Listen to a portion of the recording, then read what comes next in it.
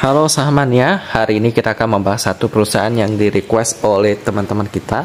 Perusahaan ini bergerak di bidang minyak dan gas ya. Sebelumnya kita sudah ada bahas Ruis yang juga bergerak di bidang minyak dan gas. Kali ini kita akan membahas satu perusahaan lagi yang bergerak di bidang yang serupa, yakni AKR Corporindo Tbk dengan kode emiten AKRA atau kita panggil aja AKRA. Dulunya saya mengira perusahaan satu ini merupakan perusahaan asing karena saya lihat perusahaan minyak yang ada di Indonesia itu harusnya Pertamina aja. Tapi ternyata merek nasional itu bukan hanya merek Pertamina, tapi ternyata ada juga bidang lain, yakni adalah AKRA ini sendiri, AKR. Dan akhirnya sejak saya masuk ke dunia saham, saya berkenalan dengan banyak sekali perusahaan. Akhirnya saya belajar bahwa AKRA ini adalah perusahaan nasional. Bangga sekali ya, ada satu perusahaan yang bergerak di bidang minyak gas yang besar sekali ini ternyata adalah perusahaan nasional. Ya, bangga sekali. Jadi langsung aja kita bahas perusahaan nasional yang satu ini ya. Kita mulai dari beritanya terlebih dahulu. Kalau kita lihat di sini sih ya, udah kelihatan ya, mereka ternyata ada bergerak di bidang properti karena mereka mau menjual lahan hingga 75 hektar di tahun 2023. Sisanya sih ya pastinya minyak dan gas dong. Jadi kita langsung aja lihat tentang sejarah perusahaan yang satu ini. Di dalam website mereka itu panjang banget ya. Jadi saya akan bacakan secara sekilas aja. Tentang tahun pendiriannya ya, mereka didirikan memulai bisnisnya di Surabaya sebagai usaha perdagangan bahan kimia dasar ya. Salah satu distributor swasta terkemuka untuk bahan kimia dasar dan BBM, logistik, solusi lantai pasokan di Indonesia.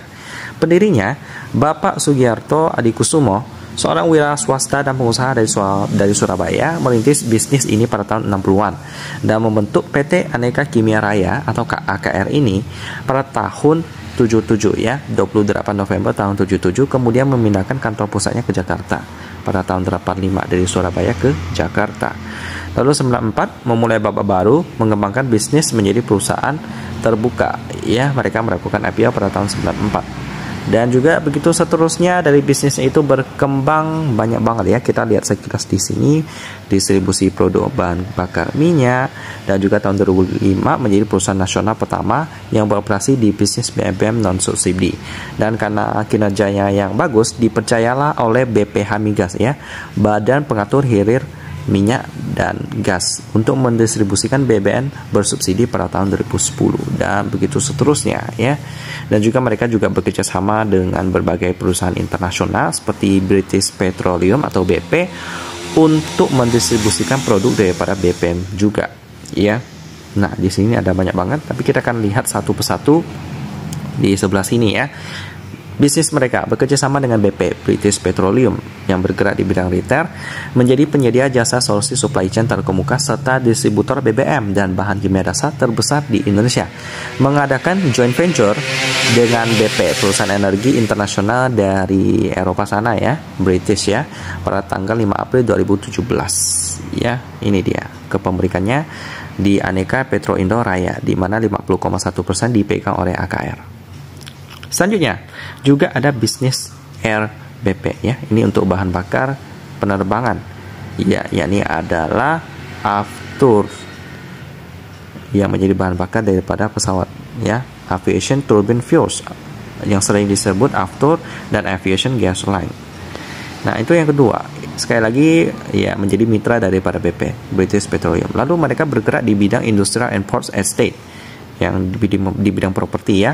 Adalah kawasan terintegrasi di Indonesia yang memiliki total area 3.000 hektar. Itu gede banget ya. 1 hektar aja itu berarti 100 kali 100 meter. Berarti 10.000 meter persegi. Kalau 3.000 hektar berarti sekitar berapa tuh? 30 juta meter persegi. Gede banget ya. Area ini terdiri dari kawasan industri, permukiman, logistik, tempat rekreasi, dan pelabuhan. Nah, ini dia. Selanjutnya, bisnis mereka apa lagi? Ternyata bukan hanya minyak dan gas ya, tapi ada juga sektor properti juga. Lalu apa lagi yang mengejutkan kita?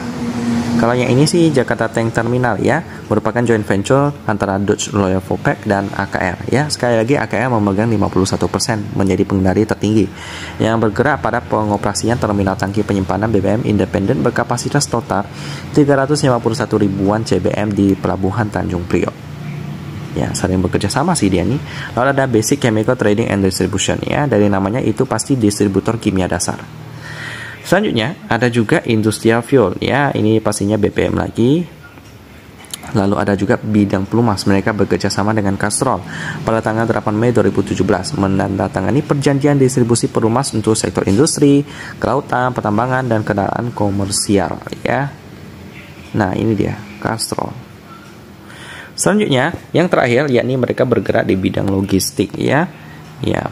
Kegiatan layanan logistik daripada perusahaan ini mencakup terminal, tangki penyimpanan, transportasi darat dan laut, dan penanganan pelabuhan ya. Jadi mereka memang banyak sekali didukung oleh peralatan seperti derek pelabuhan, truk, hopper, grab, forklift, loader, derek pantai, eskavator, stacker, conveyor, dan jembatan timbang untuk bergerak di bidang logistik ini.